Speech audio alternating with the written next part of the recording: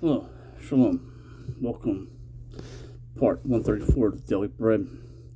We'll be reading from the Scriptures 2009 version. We're reading in Numbers chapter 29, 2 Kings 19, Psalms 130, Proverbs 14, and Romans chapter 3. Numbers chapter 29 on page 174. And in the seventh new moon, on the first day of the new moon, you have a set apart gathering. You do no servile work. It is a Yom Teruah for you. Past day of soundings or nosings. And you shall prepare an ascending offering as a sweet fragrance to Yahweh. 1 young bull, 1 ram, 7 lambs, a year old, perfect ones, and their grain offering, fine flour mixed with oil, 3/10 of an ephah for the bull, 2/10 for the ram, and 1/10 for each of the 7 lambs, and a male goat as a sin offering to make atonement for you. Besides the ascending offering with its grain offering for the new moon, the continual ascending offering with its grain offering, and with their drink offering according to their right ruling as a sweet fragrance, as an offering made by fire to Yahweh.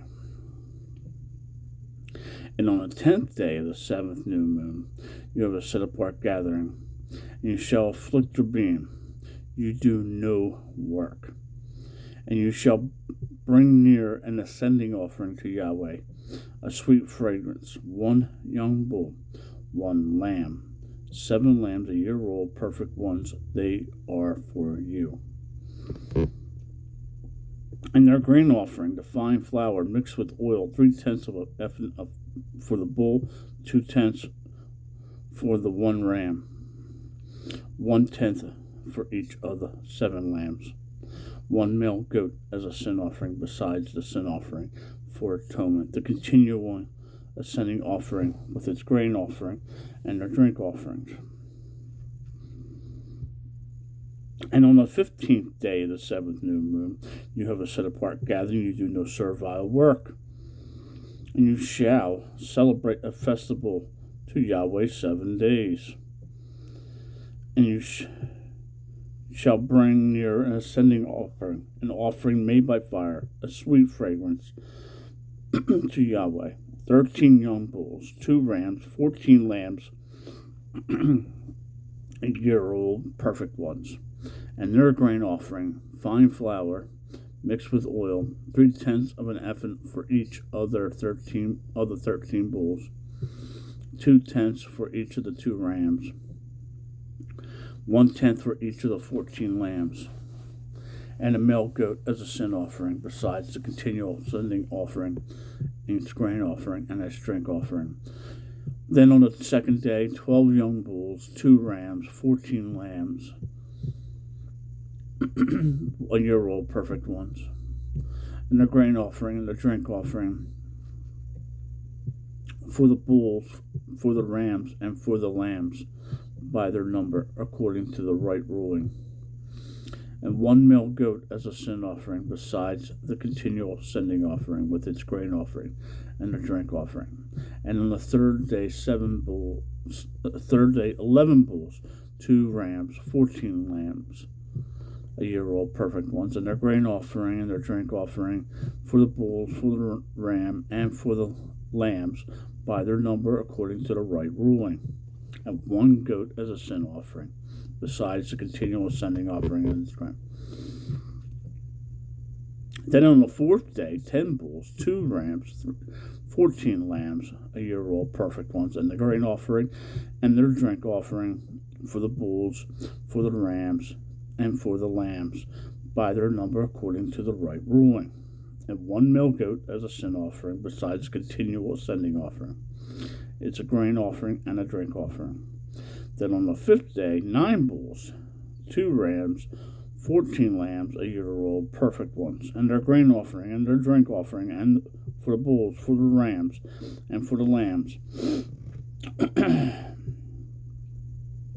by their number, according to the right ruling, and one goat as a sin offering, besides the continual sending offering, its grain, and its drink offering. Then on the 6th day, 8 bulls, 2 rams, 14 lambs, a year old, perfect ones, and their grain offering, and their drink offering, for the bulls, for the rams, and for the lambs, by their number, according to the right ruling. And one goat as a sin offering, besides the continual ascending offering, its grain offering, and its drink offering. Then on the 7th day, 7 bulls, 2 rams, 14 lambs, a year old, perfect ones, and their grain offering, and their drink offering, for the bulls, for the rams, for the lambs, by their number, according to the right ruling. And one goat as a sin offering, besides the continual ascending offering, its grain offering, and its drink offering. On the 8th day you have an assembly, and you do no servile work, and you shall bring near an ascending offering, an offering made by fire, a sweet fragrance to Yahweh, 1 bull, 1 ram, 7 lambs, a year old, perfect ones. Their grain offering and their drink offering, for the bull and for the ram and for the lambs, by their number, according to the right ruling. And 1 goat is a sin offering, besides the continual sending offering, its grain. These you prepare to Yahweh at your appointed times, besides your vowed offerings and your voluntary offerings, as your ascending offering, and as your grain offering, as your drink offering, and your peace offering. And Moshe spoke to the children of Yahweh according to all Yahweh had commanded Moshe. 2 Kings on page 405.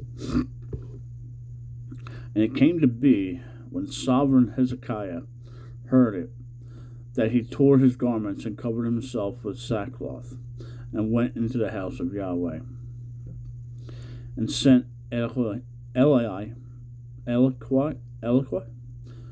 who was over the household, and Shahadim, the scribe, and the elders of priests, covering themselves with sackcloth, to Joshua the prophet, son of Amoz. And they said to him, Thus said Hezekiah, this day is a day of distress and rebuke and scorn, for the children have come to birth, but there is no power to bring forth. It could be that Yahweh, your Elohim, does hear all the words of Rahabbanah, whom his master, the sovereign of Ashur, has sent to reproach the living Elohim, and shall rebuke the words which Yahweh your Elohim has heard. Therefore lift up your prayer to the remnant that is left. And the servants of sovereign of Hezekiah came to Joshua, Jehoash, and Jehoash said to them, Say this to your master. Thus said Yahweh, Do not be afraid of the words which you have heard, with which the servants of the sovereign of Ashur has reviled me. See, I am putting a spirit upon him, and he shall hear a report, and return to his own land, and I shall cause him to fall by the sword in his land. And Rashid returned and found the sovereign of Ashur fighting against Libahan, for he had heard that he had left Lachish. And when the sovereign heard concerning Tarik, sovereign of Cush, see, he has come out to fight against you, he again sent messengers to Hezekiah, saying, Speak to Hezekiah, sovereign of the Judah, saying, Do not let your Elohim, in whom you trust, deceive you, saying, Jerusalem is not given into the hand of the sovereign of Ashur. See, you have heard that the sovereign of Ashur have done to all lands by putting them under the ban. And are you going to be delivered? Have the mighty ones of the nations delivered those whom my fathers have destroyed, Gozan, Haran, Respid, and the sons of Eden, who are in Telasar? Where is the sovereign of Hamath, and the sovereign of Aprad, and the sovereign of the city of Shepharim, Hena, and Awana? And Hezekiah received the letters from the hand of the messengers and read them, and went up to the house of Yahweh. And Hezekiah spread it before Yahweh. And Hezekiah prayed before Yahweh and said, O Yahweh, Elohim of Israel, the one who dwells between the cherubim, you are Elohim, you alone. Of all the reigns of the earth, you have made the heavens and the earth. Incline your ear, O Yahweh, and hear. Open your eyes, O Yahweh, and see and hear the words of Sennacherib, which he has sent to reproach the living Elohim. Truly, Yahweh, the sovereigns of Ashur have laid waste the nations and their lands, and they have put their mighty ones into the fire. For they were not mighty ones, but the work of men's hands, wood and stone, and destroyed them. And now, Yahweh, our Elohim, I pray, save us from his hand, so that the reigns of the earth know that you are Yahweh, Elohim, you alone. Then Jehoash, son of Amatz, sent to Hezekiah, saying, Thus said Yahweh, Elohim of Israel, I have heard that which you have prayed to me against Semin, sovereign of Ashur. This is the word which Yahweh has spoken concerning him. The maiden, the daughter of Zion, has despised you, mocked you. The daughter of Jerusalem has shaken her head behind you. Whom have you reproached and reviled, and lifted up your eyes on high against the set-apart one of Israel?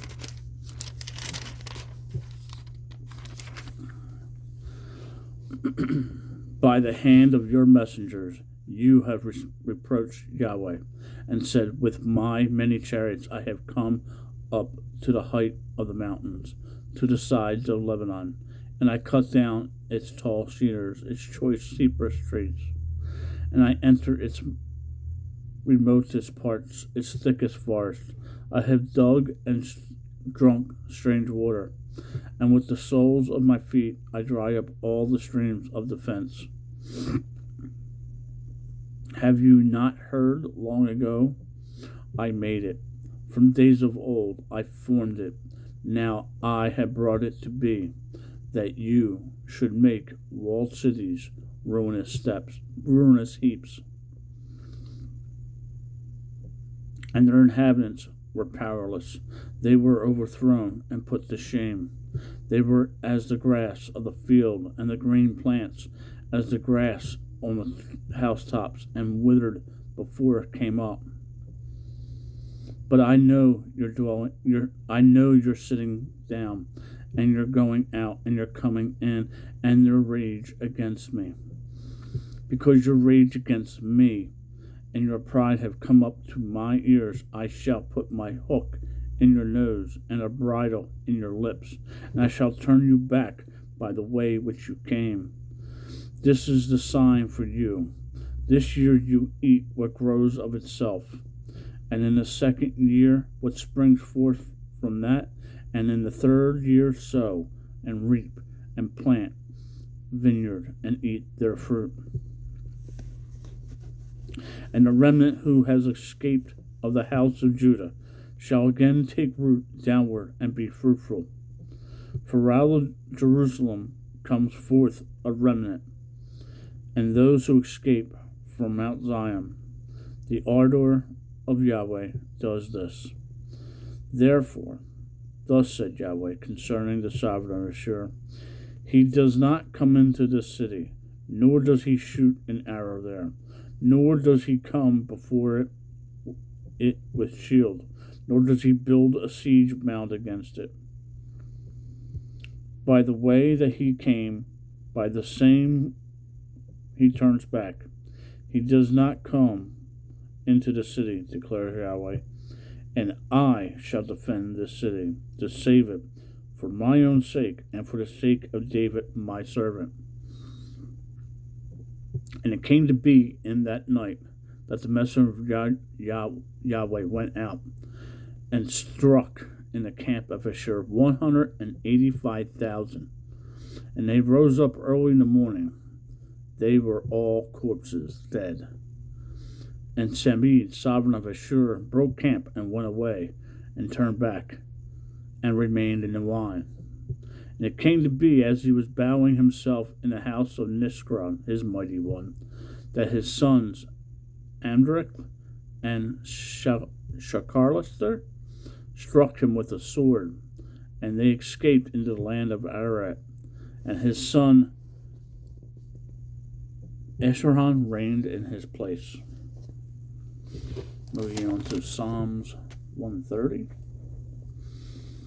On page 721.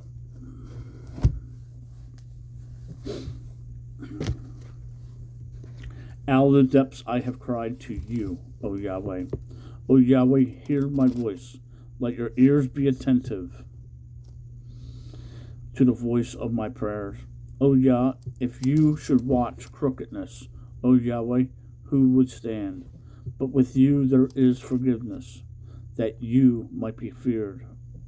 I looked to Yahweh. My being has looked, and for his word I have waited. For my being looks to Yahweh, more than those mourning, watching for morning. O Israel, wait for me. Wait for Yahweh. For with Yahweh there is loving commitment, and with him is much redemption. For he shall redeem Israel from all his crookedness.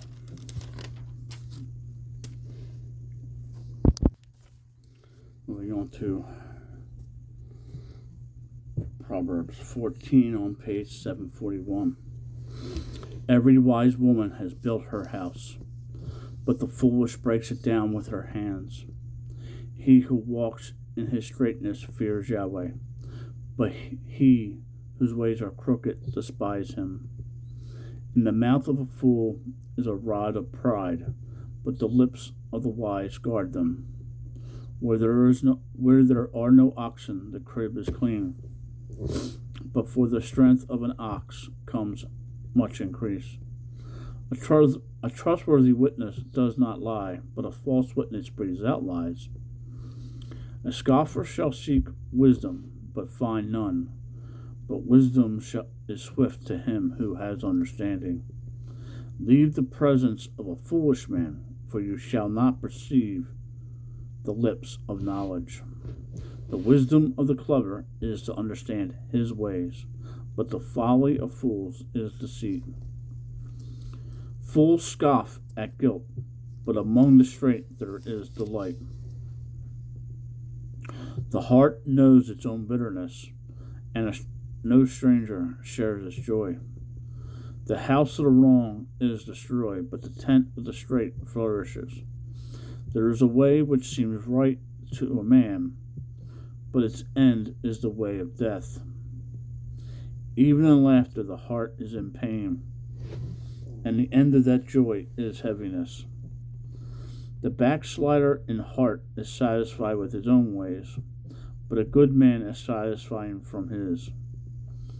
The simple believes every word, but the clever one watches his step.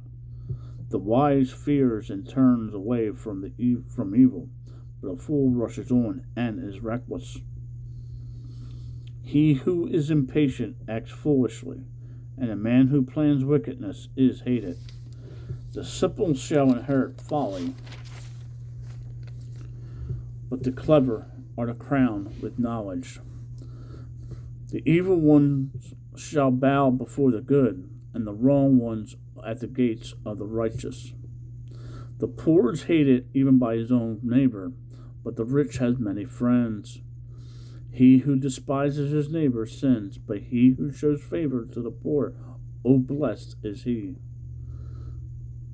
Do not those who plan evil go astray? But loving commitment and truth are to those who plan good. In all labor there is profit. By talk of lips leads only to poverty. The crown of the wise is their wealth. The folly of fools is folly. A true witness saves lives, but he who breathes out lies is a betrayer. In the fear of Yahweh is a strong trust, and his children have a place of refuge. The fear of Yahweh is a fountain of life. To turn away from the snares of death in a multitude of people is a sovereign splendor, but in the lack of people is the ruin of a prince. He who is patient has great understanding, but he who is short of spirit exalts folly. A healthy heart is life to the body, but envy is rottenness to the bones. He who oppresses the poor reproaches his maker, but he who esteems him shows favor to the needy. By his own evil doing the wrong is thrust down, but the righteous has a refuge in his death. Wisdom rests in the heart of him who has understanding. Wisdom rests in the heart of him who has understanding, and even among fools it becomes known. Righteousness exalts a nation, and loving commitment to the people is sin. The sovereign's delight is toward a wise servant, but his wrath is towards him who causes shame. Romans chapter 3 on page 1092, 1092.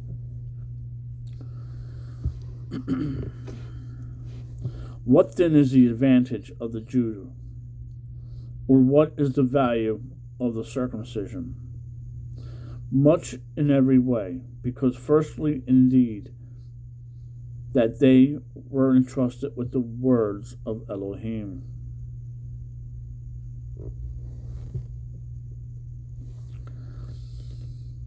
For what if some did not believe? Shall their unbelief nullify the trustworthiness of Elohim? Let it not be, but let Elohim be true, and every man a liar, as it has been written, that you should be declared right in your words and prevail in your judgment. Psalms 51 verse 4. But if our unrighteousness establishes the righteous of Elohim, what shall we say? Is Elohim unrighteous, who is inflicting wrath? I speak as a man. Let it not be, otherwise how shall Elohim judge the world? For if the truth of Elohim has increased through my lie to his glory, why am I also still judged as a sinner? And why not say, let us do evil so that good might come, as we are wrongly accused, and as some claim that we say, their judgment is in the right. What then? Are we better than they? Not at all. For we have previously accused both Jew and Greek that they are all under sin. As it has been written, there is none righteous, no, not one. There is no one who is understanding. There is none who is seeking Elohim. They all have turned aside. They have altogether become worthless. There is none who does good. No, not one. Psalms 14 verses 1 through 3. Psalms 53 verses 1 through 4. Their throat is an open tomb. With their tongues they have deceived. Psalms 5 verse 9. The poison of adders is under their lips. Psalms 140 verse 3. whose mouth is filled with cursing and bitterness. Psalms 10 verse 7. Their feet are swift to shed blood. Proverbs 1 verse 16. Ruin and wretchedness are in their ways, and the way of peace they have not known. Joshua 59 verse 7. There is no fear of Elohim before their eyes. Psalms 36 verse 1.